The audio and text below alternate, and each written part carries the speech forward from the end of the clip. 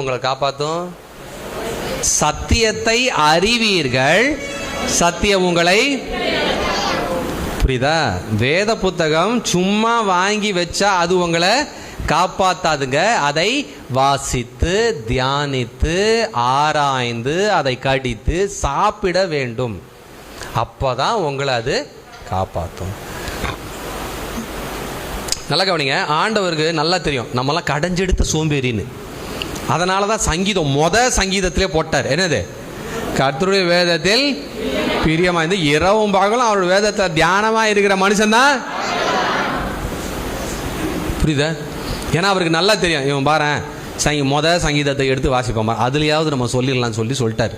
வேத புத்தகத்தை விக்கிரகமாக பயன்படுத்த கூடாது. எப்படி? ஸ்தோத்திரம் ஆண்டவரே,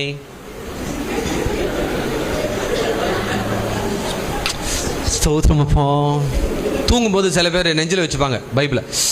ஆண்டவரே, உங்க பைபிளில் இருக்க வசனம்லாம் அப்படியே நெஞ்சுக்குள்ள இறங்கட்டும். ஏய் வானா,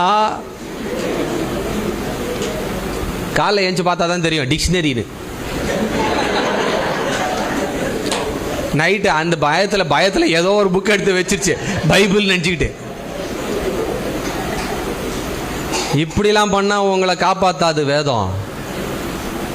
அன்பானவர்களே, சில பேர் வேத புத்தகத்தை உள்பீரோவில் மறைச்சி வச்சிருக்கிறீங்க.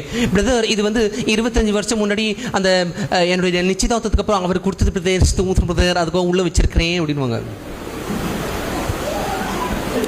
பீரோ உள்ள பூட்டி வைக்கிறதுக்காக வேத புத்தகம் உங்களுக்கு கொடுக்கப்படவில்லை.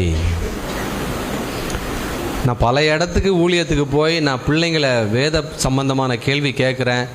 நிறைய பேருக்கு ஒன்றுமே தெரியல. மக்கு பிளாஸ்திரி மாதிரி இருக்கு,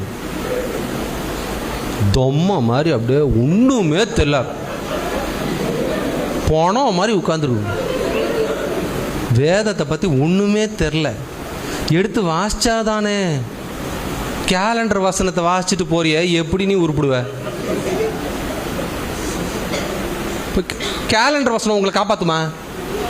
காப்பாற்றாது. டெய்லி காலையில் எழுந்திரிச்சு குளிச்சுட்டு போகிறது, ஆண்டவரே ஸ்தோத்திரம், இன்றைய வாக்குத்தத்தம் என்ன ஆண்டவரே அப்படின்னு. யூதாஸ் ஆண்டு கொண்டு சேர்த்தான். ஸ்தோத்திரம் அப்பா, நன்றி அப்போ, இந்த ஊழியத்துக்கு இனிமேல் நான் பங்காளராக இருக்க மாட்டேன்ப்பா, இந்த ஊழியத்தில் பார்ப்போம், நீயும் அதே மாதிரி போய் செய். இப்படிலாம் நீங்கள் வசனத்தை வாசிங்கன்னா